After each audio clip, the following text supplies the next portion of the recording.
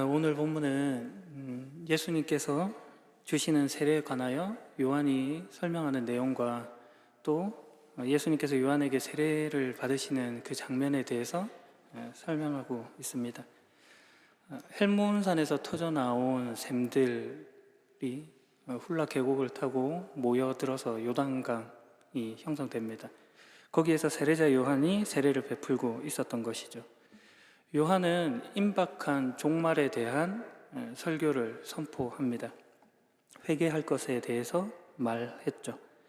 사람들은 그의 말에 반응하여서 세례자 요한에게 나와 세례를 받습니다. 그러면서 그런 그의 모습에 백성들은 그가 메시아, 그리스도가 아닌가 하는 그런 생각까지 하게 되었습니다. 그러나 요한은 모든 사람에게 자신은 물로 세례를 줄 뿐이고 내 뒤에 오시는 분이 성령과 불로 세례를 주시는 분이시다. 나는 그분의 신발끈을 풀기조차 부족하다 하는 그런 말을 합니다. 마치 밖에서 돌아온 그 주인의 신발을 챙겼던 노예의 모습, 그것보다도 더 못한 자가 자기다라는 그런 말을 하는 것이죠. 그러면서 그 뒤에 오실 분의 위대하심을 그렇게 설명합니다. 그분은 손에 키를 드시고 타작마당을 깨끗게 하심과 같이 알곡과 쭉정이를 구분하실 것입니다. 요한의 말처럼 그분의 뒤에는 예수님이 나타나십니다. 그리고 세례자 요한에게 세례를 받으시죠. 세례를 받으실 때 성령께서 비둘기의 모습으로 내려오시고 하늘로부터 예수님을 향한 소리가 들렸습니다. 오늘 본문의 내용이 이렇게 묘사되고 있습니다.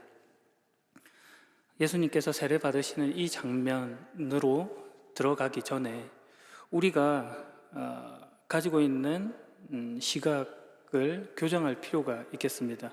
일전에 한번 말씀드린 기억이 있습니다. 세례자 요한의 이 세례와 예수님의 세례가 가지는 오해입니다. 세례자 요한의 세례는 물 세례이고 예수님의 세례는 성령과 불로 임하는 세례입니다. 그래서 혹 우리 안에 어떤 마음이 있냐면 세례자 요한의 세례는 하등한 것이고 예수님의 세례는 고급한 것이다 라는 그런 생각이 있는 것입니다. 그 둘을 분리하고 그래서 예수님의 세례만 대단하게 보고 있는 것이죠.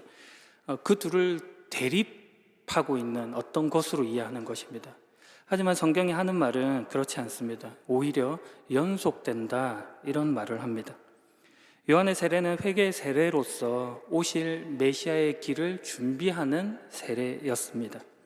예수님이 주인공이시다라는 것을 선포하는 세례인 것이죠. 그것으로서 의미를 가집니다. 둘이 묶여 있습니다. 사도행전 19장에 이런 묘사가 되어 있습니다. 사도 바울이 에베소에서 전도를 하는데 거기에 요한의 세례만 받은 제자들을 만나게 됩니다. 사도 바울이 그에게 예수님의 세례에 관한 성령 세례에 관한 이야기를 하게 되고 그들이 주 예수의 이름으로 세례를 받습니다. 바울이 그들에게 손을 얹자 성령님께서 그들에게 내려오셨습니다. 그때 바울이 하는 말이 이것입니다. 요한은 회개 세례를 베풀었습니다. 요한은 사람들에게 자기 뒤에 오실 분을 믿으라고 외쳤는데 그분이 바로 예수님이십니다. 요한의 세례와 예수님을 묶어놓고 있죠. 연속성이 있는 것입니다.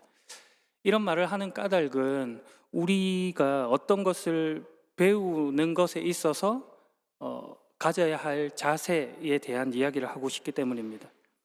무언가를 배울 때 그 속에는 어떤 준비의 과정도 있고 심화의 과정도 있고 완성의 과정도 있는 겁니다. 점진적인 발전이 있는 것이죠. 언어를 한다고 하면 기본적인 단어를 외운다든지 문법을 공부한다든지 실제 대화 속에서 응용을 해본다든지 하면서 이 언어 능력을 완성해 갑니다. 시작을 한 것이지 끝이 아니라는 말을 지금 드리고 싶은 것입니다. 요한의 세례가 예수 그리스도의 세례와 연결되어 있는 것과 같이 우리 신앙이라는 것이 예수님의 세례를 통해서 끝을 맺고 있는 것도 아니다 이 말을 드리고 싶은 것입니다. 우리가 신앙 고백을 통해 세례를 받았다면 그것으로 끝나지 않고 이제 시작 지점에, 출발 지점에 서서 완성을 향해 배움의 내용들로 채워가는 시간을 가져야 하는 것입니다. 그것이 요한의 세례와 예수님의 세례라는 말 속에 담겨 있는 한 가지 단면입니다. 거기서 더 깊게 나아갈 수 있는 것이죠. 디테일한 것들을 쌓아가야 하는 것입니다. 요한의 세례는 그 당시 유대인 집단, 그러니까 에세네파, 쿰란 공동체가 행했던 모습과 유사하지만 차이점을 보입니다. 그런 내용들을 우리가 쌓아갈 수 있는 것이죠. 흔히들 오늘날의 기독교인들의 세례 원형을 유대교의 정결 예식에서 찾습니다. 그 정결 예식의 대표가 쿰란 공동체의 모습인 것이죠. 그러나 유대인들의 정결례와 기독교인들의 세례는 분명한 차이가 있습니다. 가령 쿰란 공동체 신자들은 정화를 위해서 실제 물속으로 뛰어듭니다. 쿰란에 있었던 야하드 공동체는 세례식과 마찬가지로 날마다 이 정결 욕조라고 불리는 곳에 들어갔습니다. 그렇게 함으로 자신의 부정함을 씻어내는 그런 예식을 행한 것이죠. 그리고 그 예식을 행할 때 그들은 스스로 그 정결 욕조로 들어갔습니다. 그러나 요한의 세례는 다르죠. 스스로가 아니라 부어지는 물에 의해서 세례를 받습니다. 주도권이 누구에게 있는가를 상징적으로 보여준다고도 하겠습니다. 다이어 쿰란 공동체에서는 거룩한 공동체에 부합하는 자가 되기 위하여 죄를 씻는, 그러니까 그 부정함을 제거하는 것을 목표로 한 예식이었습니다. 하지만 요한의 세례는 자신의 과거를 버리고 자신의 죄를 회개하고자 하는 다짐, 그런 결단이 있는 예식인 것이죠. 그러니까 씻어낸다 하는 그런 정도가 아니라 돌이킨다 하는 뜻이 이 세례 가운데 있는 것입니다. 소극적이지 않고 적극적이죠. 그래서 쿰란 공동체가 오직 그 공동체 일원이 되고자 하는 것으로 그들에게만 주어졌던 것에 반하여 이 세례자 요한은 회개하는 모든 일을 대상으로 한다는 것에서 큰 차이를 보이는 것입니다. 그 모든 일을 대상으로 하는 요한의 세례에 예수님께서 다가오셔서 자신을 포함시키십니다. 공생애를 시작하시는 시점에 그 사역의 출발을 세례로 나타나 보이신 것이죠. 그러면 바로 물음이 듭니다. 죄 없으신 예수님께서 어찌 회개의 세례를 받을 수 있는가라는 것이죠. 그래서 마태복음 3장을 보면 세례 요한이 예수님에게 세례 주는 것을 거부하는 그런 장면이 묘사되어 있기도 합니다. 예수님께서 죄로부터 돌이키겠다고 하는 회개의 세례를 받는다는 것이 도무지 납득이 되지 않는 것이죠. 거기에 대한 예수님의 답은 이렇습니다. 지금은 그렇게 하자. 우리가 이와 같이 하여 모든 의를 이루는 것이 옳다. 그제야 요한이 예수님의 말을 따릅니다. 마태복음에서 의, 디카이오 시네라고 하는 것은 하나님의 뜻, 하나님의 의지에 순종하는 것을 말합니다. 그러나 사람에게 이것이 적용될 때는 율법에 대한 순종으로 나타나지만 하나님이신 예수님에게 있어서는 자신의 계획, 자신의 뜻에 대한 표현이라고 할 수 있겠습니다. 그것을 의라고 해둔 것이죠. 디모데전서 2장 4절에 모든 사람이 구원받기 원하시며 또한 모든 사람이 진리를 알기 원하시는 것이 하나님의 계획이요 하나님 나라의 의라고 설명해 두고 있습니다. 구원을 이루시기 위하여 예수님께서 그 의의 모습으로 요한에게 세례를 받으시는 것이죠. 그러므로 인하여 예수님께서 인간이 가져야 할 그 순종의 모습을 보이신 것이기도 합니다. 죄된 인간의 모습과 자신을 동일화하여 연합을 만들어내는 것이죠. 예수님께서 오셔서 우리 인간의 대표자로 서신 것입니다. 온 인류의 죄를 짊어지는 대표자로 서서 죄의 삭슨 사망이라고 할 때 그 사망, 죽음을 받으십니다. 그러나 그분은 낮아지셨지만 동시에 하나님이십니다. 오늘 본문에서 밝히는 바와 같이 성령이 비둘기처럼 예수님에게 내려오셨을 때 하늘로부터 소리가 있어서 너는 내 사랑하는 아들이다. 내가 너로 말미암아 기쁘다라고 하는 그런 음성이 들리는 것이죠. 이를 통하여 메시아 그리스도가 예수님이라는 사실을 공표하는 것입니다.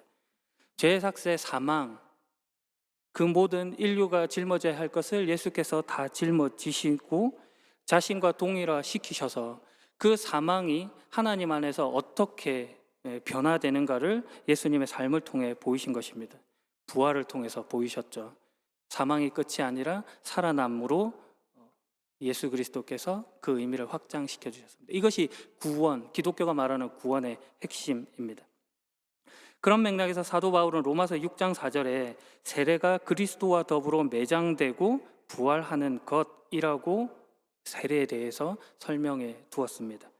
우리가 새 생명을 얻게 된 것이죠. 세례를 통하여. 그래서 성경은 이것을 단순히 예수 믿으면 구원받는다라고만 표현하지 않고 예수 그리스도의 이름으로 세례를 받는다라고 이 구원을 설명해 두기도 했습니다. 골로새서 2장 12절 말씀, 여러분은 세례를 받음으로 그리스도와 함께 죽었고 믿음 안에서 다시 그리스도와 함께 살아났습니다. 세례로 그 안에서 그에게서 함께 일어나는 것입니다. 주님과 함께 죽었으므로 그가 부활하실 때 우리도 함께 살아날 것입니다. 그 예수님께서 우리에게 세례를 베푸십니다. 그 동일시, 동일화, 연합과 같이 예수님께서 세례를 받으실 때 성령께서 비둘기의 모습으로 내리셨던 것과 같이 그 성령께서 우리에게 임하시는 모습으로 그 동일화를 보여주시는 것입니다. 요한의 세례와 구별되는 예수님의 세례가 가지는 특징입니다.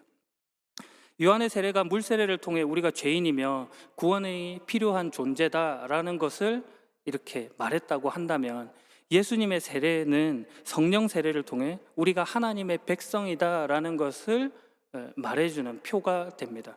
그러니까 세례 요한의 세례라는 것은 구원의 필요성에 대해서 이야기하는 것이지만 예수님의 세례는 그 구원이 이루어졌다라고 하는 것을 지금 선포해주고 있는 것이죠. 그것이 성령으로 말해지는 것입니다. 성령이 오셨다. 그분이 하나님이다.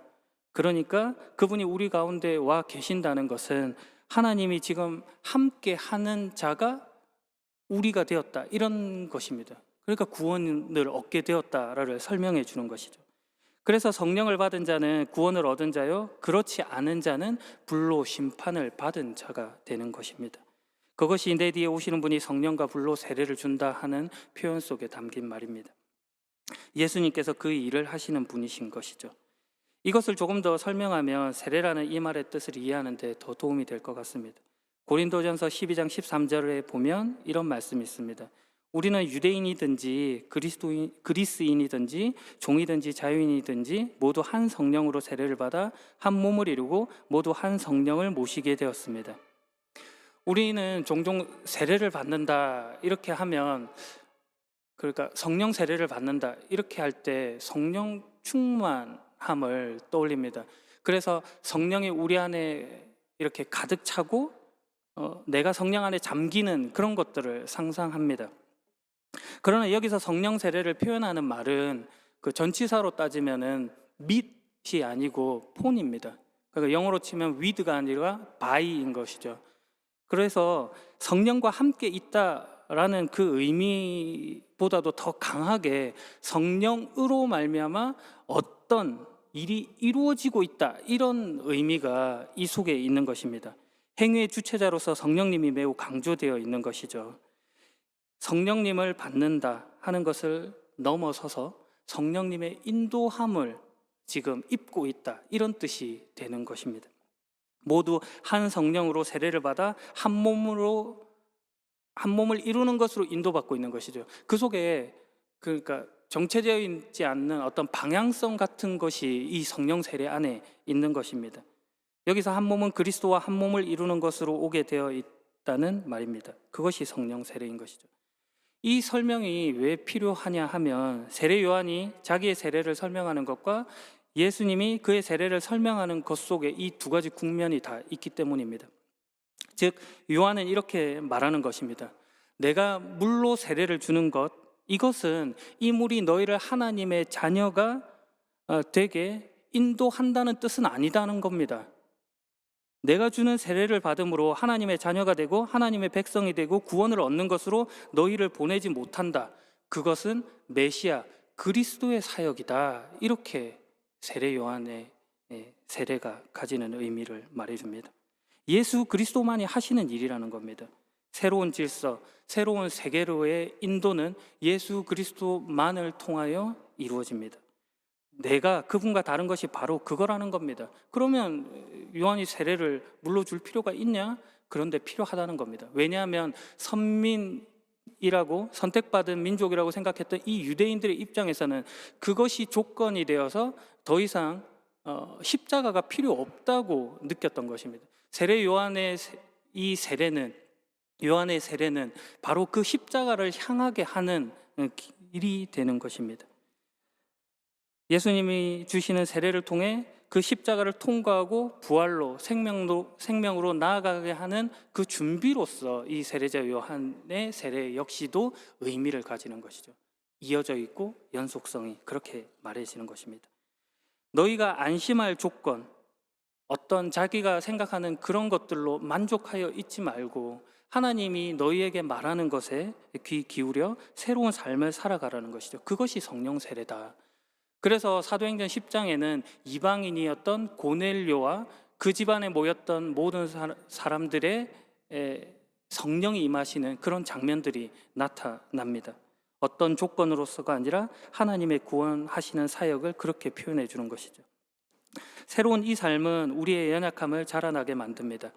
성령 세례를 받는다, 성령 충만을 받는다 해서 방언을 하고 예언을 하고 하는 것들이 일어날 수 있지만 그런 것들이 최종적 목표는 아닙니다.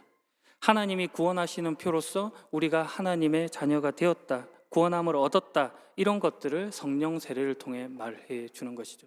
자주 설교했지만 성령께서 오셨다라고 하는 것은 예수 그리스도의 부재를 뜻하는 말이라고 했습니다. 예수 그리스도의 부재라고 하는 말은 예수님께서 이 땅에 계셨다라고 하는 것을 전제하는 것이기도 합니다. 그러면 그분은 지금 왜 안 계신가? 이런 물음들로 우리가 계속해서 생각을 발전시켜 가는 것입니다. 그러면서 우리가 십자가로 가고 부활로 가고 승천으로 가고 다시 오실 예수님 재림으로 예수님을 떠올리게 되는 것이죠. 예수님께서 하셨던 사역과 하셨던 말씀, 약속들을 기억하게 되는 것입니다. 요한복음 16장 5절 이하의 말씀은 이렇습니다. 이제 나는 나를 보내신 분에게로 간다. 내가 너희에게 진리를 말하겠다. 내가 떠나가는 것이 너희에게 유익하다. 내가 가지 않으면 보혜사가 너희에게 오시지 않을 것이다. 내가 가면 보혜사를 너희에게 보낼 것이다. 보혜사가 오시면 그분은 죄에 대하여, 의에 대하여, 심판에 대하여 세상이 잘못 생각한 것들을 책망하실 것이다. 진리의 성령이 오시면 그분이 너희를 모든 진리 가운데로 인도하실 것이다. 진리의 성령이 오시면 비로소 우리가 진리가 무엇인지를 깨닫게 되는 것입니다. 나는 길이요 진리요 생명이라고 말씀하셨던 예수 그리스도가 누구인지 비로소 깨닫게 되는 것입니다. 우리의 신앙생활은 자라가야 합니다. 앞서 배움의 중요성에 대해서 이야기했습니다.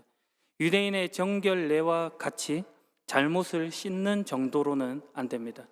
잘못을 따지고 그것으로서 자기를 확인하는 수준으로 머물러서는 안 됩니다. 요한의 세례와 같이 회개하여 죄에서 돌이키겠다는 다짐과 하나님께 나아오겠다는 결단이 있어야 합니다. 그러나 그것보다도 더 크게 예수님의 세례와 같이 이제 우리가 더 이상 죄에게 종로를 타는 자가 아니라 생명의 성령의 법 속에 하나님의 자녀로서 유전자를 물려받은 그런 새로워진 존재가 되었다는 사실로 나아가야 하는 것입니다. 이것이 신자의 정체성입니다. 이 말은 우리가 설령 농땡이를 부리더라도 잘못하면 불합격할 것 같고 또 열심히 하면 합격할 것 같은 그런 수준으로 있다는 말도 아닌 겁니다. 그런 것은 유대 율법주의적인 사고인 것이죠. 우리는 이제 공부를 하지 않아서 그 공부를 하지 않은 것에 대한 그 깨달음뿐만 아니라 이제는 책을 펼칠 수도 있고 아니 어쩌면 공부를 못할 수 없는 그런 존재가 되었다라고까지도 생각해야 하는 것입니다. 우리를 그렇게 하나님이 만들어 주신 것이죠. 우리는 하나님의 자녀로 출생한 자입니다. 예수 그리스도를 믿는 믿음 안에서 출발되어 있는 자입니다. 우리가 하나님 안에서 새로운 존재가 되었기 때문에 이제 아무것도 하지 않겠다. 나는 농땡이를 좀 부려도 괜찮겠다. 이렇게 오해하시면 안 됩니다. 왜냐하면 지금 제가 드리는 말씀은 합격, 어떤 시험이 있다면 그 합격의 문제가 아니라 그의 성적에 관한 문제를 지적하고 싶기 때문입니다. 우리는 합격받은 자입니다. 하지만 성적, 좋은 성적을 받는 건 다른 문제인 것이죠. 신분의 문제가 아니라 수준의 문제인 것입니다. 그러니 더 나은 수준으로 성장해 갈 필요가 있는 것이죠. 예수님의 세례, 성령 세례가 우리를 그 자리까지로 인도하는 것입니다. 마지막 이야기로 설교를 마무리할까 합니다. 작년까지 저는 주말 농장을 가꾸었습니다. 주말 농장을 하면 여러 씨앗을 심고 또 물도 주고 하는 그런 일들을 하죠. 수확의 기쁨이 있습니다. 씨 뿌리고 물 주면 다 될 줄 알았는데 또 잡초도 뽑아야 되고 거름도 줘야 된다라는 것을 배워갔습니다. 그런데 또 신기하게도 관리하지 않은 그 땅에 생명이 움트는 것을 보면 참 신비롭다 이런 생각도 하게 됩니다. 나는 심었고 아볼로는 물을 주었고 자라나게 하시는 이는 하나님이다 하는 그 고백, 그 신비로운 고백을 하지 않을 수가 없습니다. 하나님께서 우리에게 옥토로 가득 찬 정원을 주셨습니다. 요한복음 15장의 내용이 그것이죠. 우리가 그것을 잘 관리할 수 있는 그런 능력 또한 부여해 주셨습니다. 그리고 또 그 하나님은 정원사가 되신다라고 성경은 기록하고 있습니다. 우리 인생이 정원사 되신 하나님과 함께 정원을 가꾸어가는 일로 주어져 있는 것입니다. 때로 우리의 힘이 버겁더라도 그 정원사 되신 하나님께서 여러분들의 인생을 아름답게 만들어 주실 것입니다. 우리는 그분의 인도 속에 있습니다. 예수 그리스도의 세례를 받은 우리가 그 새로운 질서 안에 있기 때문입니다. 복됨이죠. 성령과 함께 그런 놀라움과 감격으로 여러분에게 주어진 삶의 자리를 채워가시길 예수 그리스도의 이름으로 축복합니다. 기도하겠습니다. 사랑하신 하나님, 예수 그리스도를 통해 우리 가운데 새로운 세계, 새로운 질서를 보여주신 하나님을 찬양합니다. 성령님을 통해 그 사실을 매 순간 확인하게 하심도 감사합니다. 하나님 안에서 거닐고 있는 인생임을 고백합니다. 그 속에 펼쳐진 놀이동산을 즐기겠습니다. 주저앉아서 쉼터에 그냥 가만히 앉아서 구경꾼같이 있진 않겠습니다. 주님과 함께 죽고 주님과 함께 살겠습니다. 오늘도 우리의 결심 이전에 다가오신, 찾아오신 예수 그리스도의 이름으로 기도합니다. 아멘.